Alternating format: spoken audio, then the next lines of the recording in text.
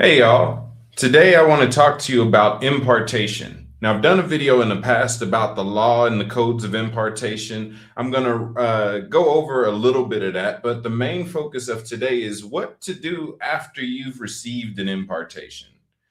So, starting off, what is impartation?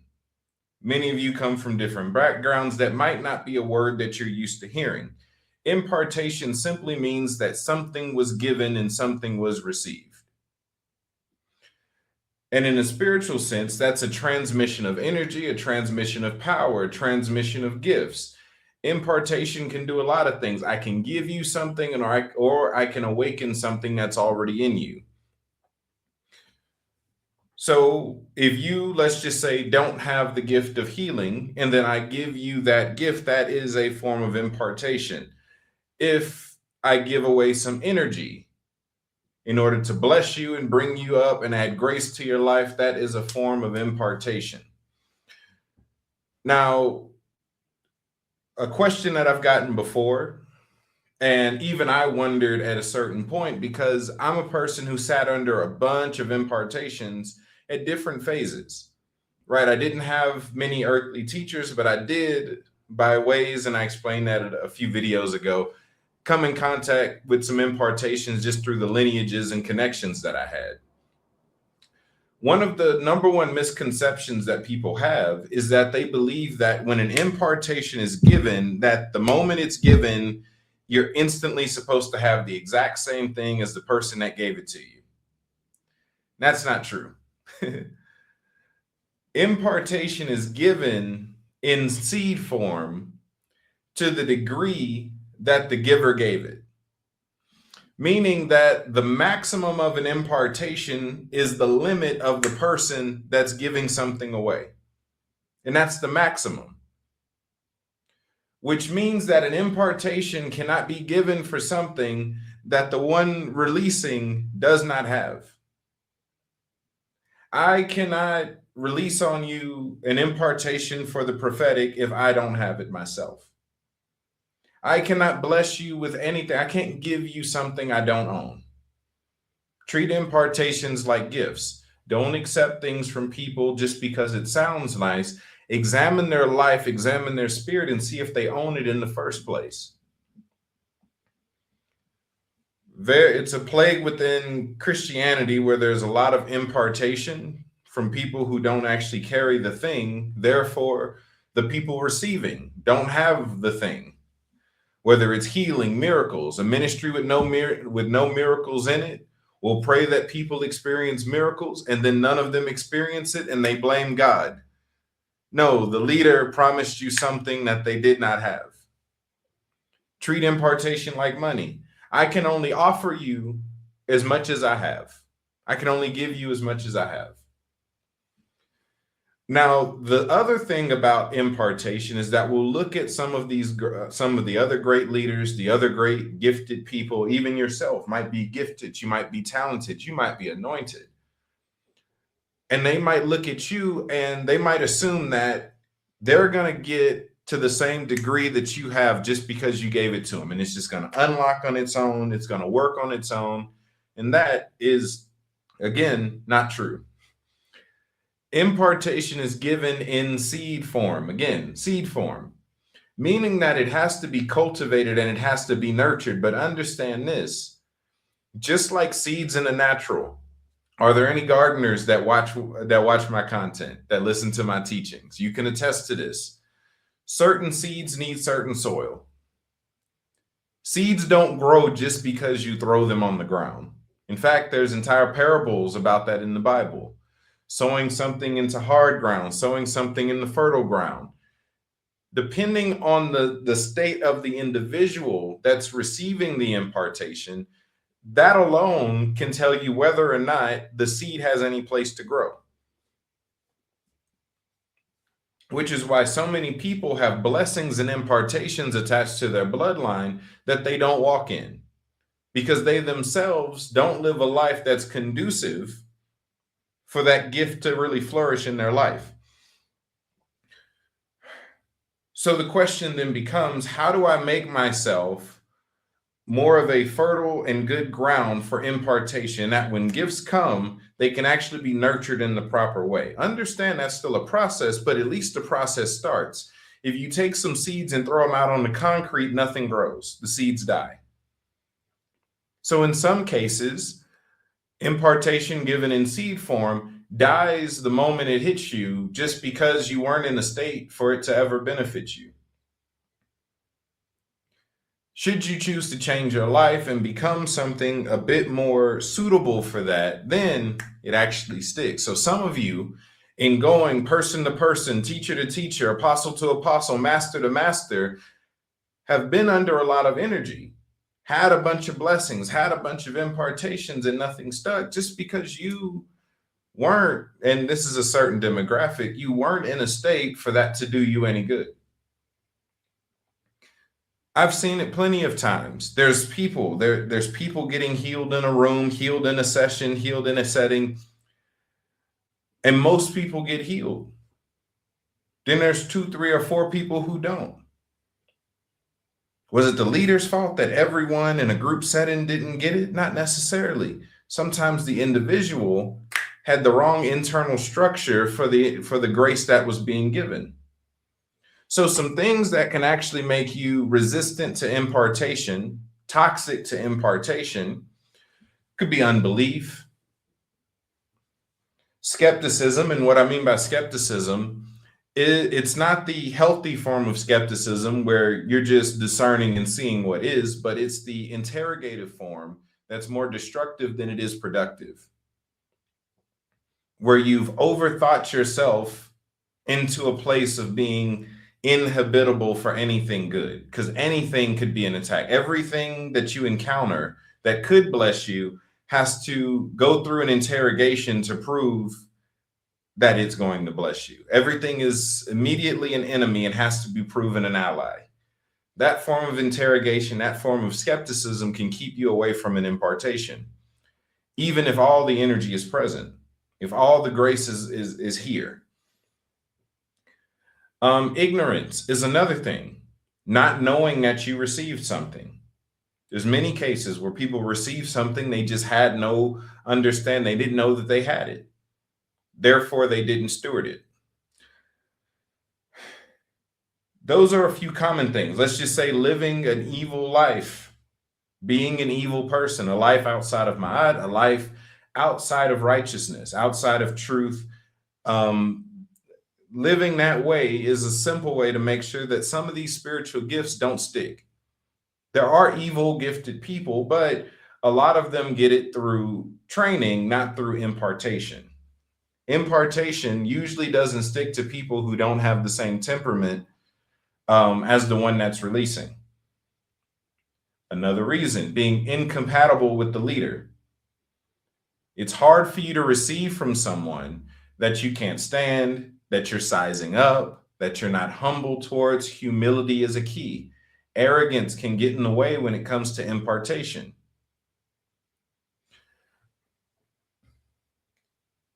There are plenty of character flaws that can get in the way. Simple things that people don't realize that they're doing. Someone comes to help, someone's living a good life, seemingly, and your immediate response is that they need to prove it. Again, that form of skepticism creeps in many situations. Again, arrogance, assuming that you're the expert on the matter when you're not. Instead of receiving, you're teaching, you're training in a setting when you should be getting all that you can. Let's talk about that. See, impartation usually takes on the structure of a vessel, which a vessel is a container, it's a bowl, it's a cup. It's something that's meant to be filled by something else. If it's full, whatever goes into it has no place to go.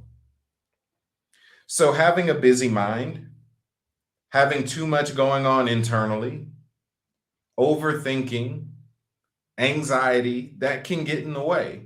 Because you have so much going on, you're so filled with everything else that what's trying to come in and help you has no space. In certain cases, bitterness, unforgiveness can get in the way of impartation. Again, incompatibility with the leader or the person that's doing the impartation, incompatibility with them. Now, those are a few negatives. Let's talk about some positives. Should you find yourself in that, outside of the obvious ones where it's, well, if you're arrogant, learn how to practice humility, learn to submit in certain situations when someone's trying to help you. Outside of the obvious stuff, what are some things that you can do that can actually help you to be more hospitable towards impartation? So, having an open mind, having a clear mind. Open mind means that you're not attacking. You're just seeing for what it is. You're open to what it could be. Having a clear mind means there's no busyness in here. You're open. Your focus is on the reception alone. Being a cup that needs to be filled. That's it. Praying in tongues or living a life of prayer. Living a supernatural life in general, a life that's catered towards and disciplined in the supernatural or disciplined in spirituality, will find impartation easier because you match the same world that the impartation comes from. So if you want spiritual gifts, the easiest way is to simply live a spiritual life, living a spirit-led, spirit-filled, spirit-conscious life.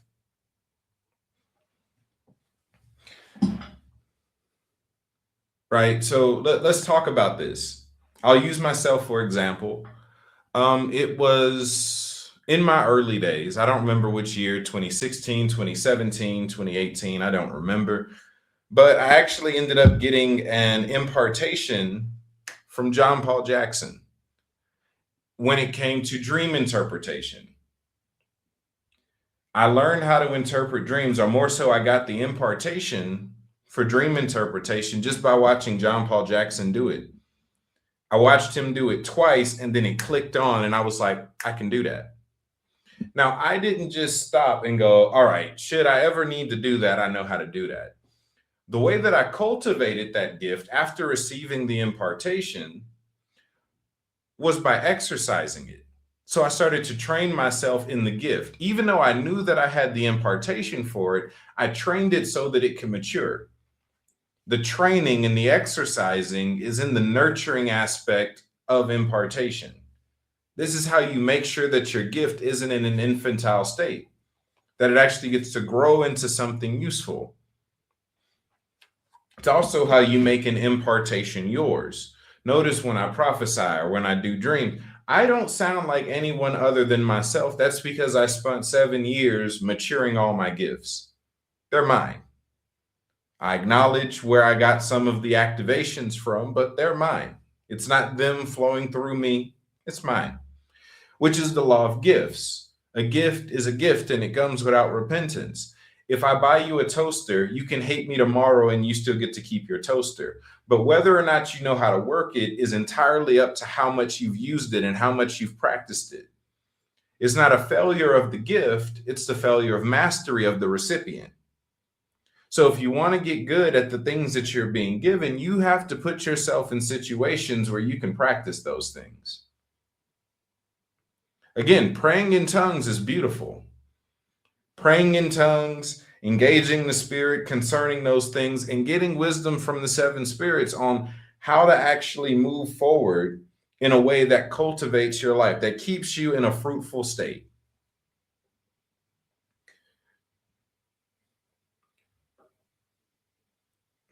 I won't name drop anymore, but let's just say there's many leaders I sat under and received impartation from who moved in miracles.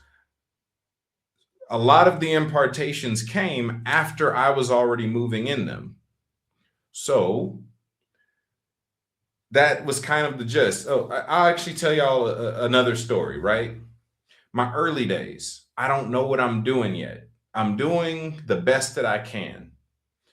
At this time, I'm spending time, I'm praying in the spirit. I'm spending at least an hour a day in prayer. I'm soaking, I'm worshiping, I'm praying. I'm studying, I'm giving my all to spirituality to the degree that I understand it.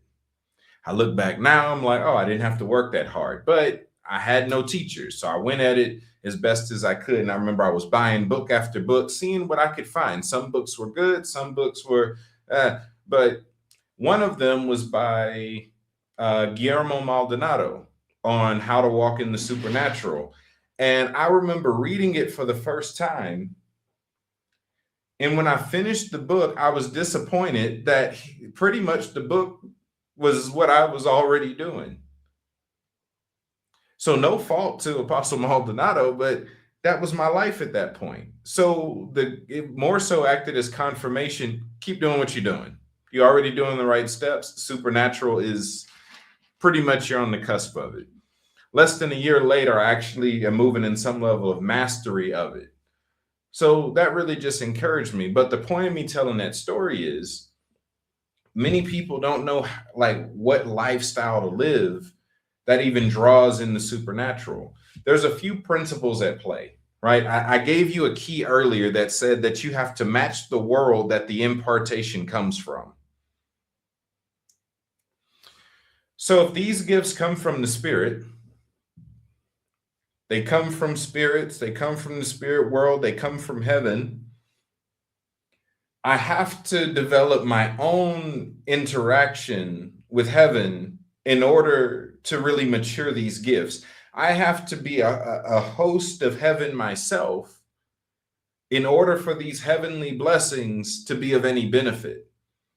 I have to match the habitat that they came from. This is what they teach you about plants. This is what they teach you about fish. When it comes to plants, they say, hey, this one's from the desert. Don't water it too much or you'll kill it. They say this one is more tropical. You water it a whole lot or it'll die because it needs more water. This one needs a certain temperature. This one needs to go inside. This one needs to go outside because where it came from tells you how it needs to be treated. You can understand what I'm telling you. So when you're dealing with these spiritual gifts, you have to if you're not maintaining a lifestyle that's centered around the supernatural, you're likely going to understeward and mismanage a lot of gifts and impartations. Not because they're not given, not because God doesn't want you to have them, just simply because you're not matching the environment that those gifts come from. So this is a culture. What's the culture of heaven like? You're looking at peace. You're looking at joy. You're looking at righteousness. You're looking at mercy. The fruit of the Spirit start to show you behavioral traits. Truth be told, the more of a fruitful life, a spiritually fruitful life you live, the more likely it is that gifts find you safe to be. The problem theologically is that a lot of people who focus on the fruit neglect gifts and treat them as second class. And that's not true. We need the full spectrum of divinity. We need all this stuff. We need gifts. We need fruits. We need glory. We need it all. So none of this or that. No, you can be fruitful and you can be gifted. They're not enemies. They're friends. They get along. It's just that I guess people got so used to or got upset seeing so many people who were gifted and anointed also be crooks. That is problematic, but it's not the gift's fault. We need people who have gifts, and we need those people who have gifts to have good character also. They go hand in hand. When talking about the things that we have that really display the presence of God in a person, again, a quote from a brother from my old church. He used to say all the time, God is too big to be in you and not stick out anywhere. I believe it shouldn't just be somewhere, it should be all over. Power, authority, character, and wisdom. It's a full spectrum that we're meant to embody. So, slight tangent, but yes, if you're living a spiritually fruitful life, that likely means that gifts will have no problem sticking to you. If you're a humble person, you can acknowledge when someone moves in a greater gift than you. Yes, I am a great healer, have been since I was in high school. There are other healers that do this thing to a greater degree and a greater magnitude and a greater quantity than I do. When Pastor Chris Ayokayomi hosts a healing session, he hosts his healing school. The entire country tries to get in the building, and people are getting out of wheelchairs, off stretchers, incurables are cured. Real stuff. I know people who actually work there and work with the people before and after. It's not camera tricks. That's a greater degree than healing. What does that mean? If he's talking about healing, yes, I have some success, but when he's talking about healing, my mouth is shut and my ears are open. That's the humility aspect. I can acknowledge that someone has a certain degree better than me in an area. Know when you're outclassed, and instead of being threatened by it, honor it. Honor is a doorway. If you honor those who are moving in more than you, that makes you internally more receptive to what they're giving. Even in that, have discernment, because when I say be open to what they're sharing, that doesn't mean cut your brain all the way off. But that means to give them a little bit of reverence. Obviously, what they're doing is working. That doesn't mean that outside of those topics you need to listen to. No, it's specified. You're a better healer than me. That's it. You prophesy better than me. That's it. You do this better than me. That's it. And that's the area that you take heed to. That's a code of honor. That's a code of humility. That makes you more receptive. Acknowledging where you fall short and not being intimidated by other people's success.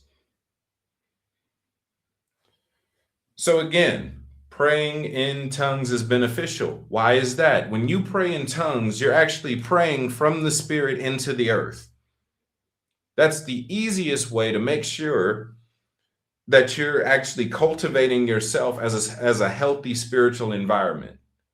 Not building one outside of you, but being one yourself. You become that environment. Praying in tongues over yourself.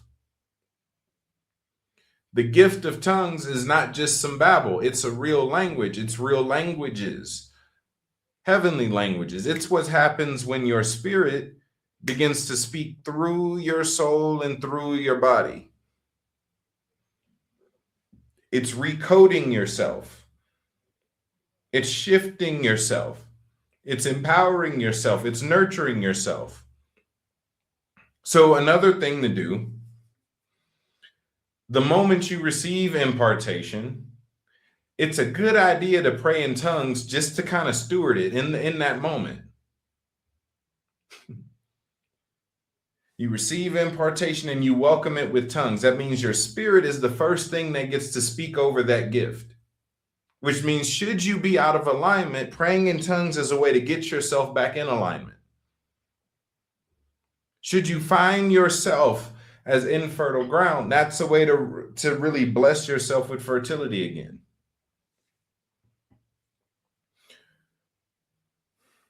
So overall, this isn't that complicated. I could summarize this whole thing character-wise. Don't be a jerk. Don't be cold-hearted. Don't be hard-headed. Be open-minded and be humble, and you won't have any issue. Other thing, again, is exercise those gifts. When you receive a thing, go practice it. I've talked to people who thought they were impressing me by telling me all the people that they received impartation from.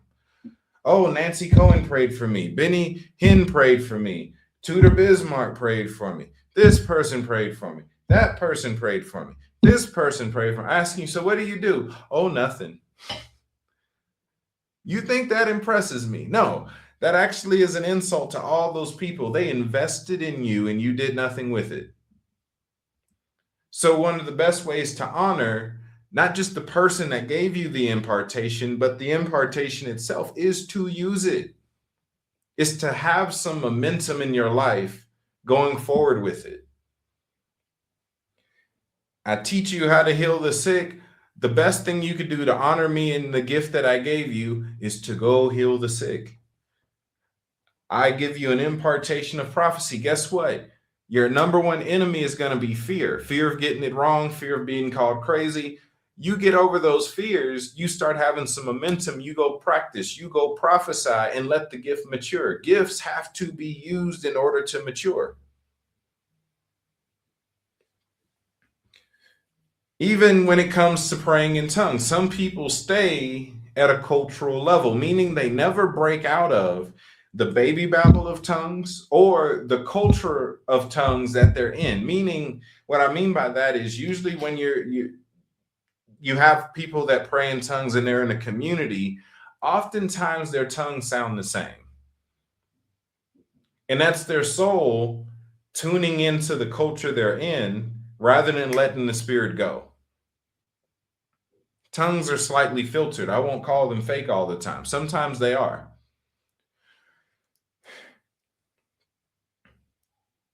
When you just allow the spirit to flow through you and you're not judging yourself, you're not overthinking it. The early stages, because it is actually a language, sounds like baby talk, a few syllables. But there comes a point where you move from just some syllables to actual words, phrases, and sentences. And tongues is a real language that I do understand. That's why it's coupled with a gift of interpretation of tongues, which I wish more people taught on, because it's really, really important. So that way you understand the mysteries that are pouring in from the Spirit.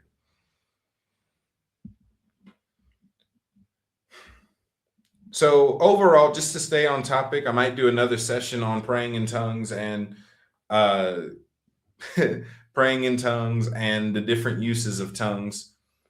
But overall, if you got anything, is that one gift can be used to heavily add acceleration to your spiritual growth.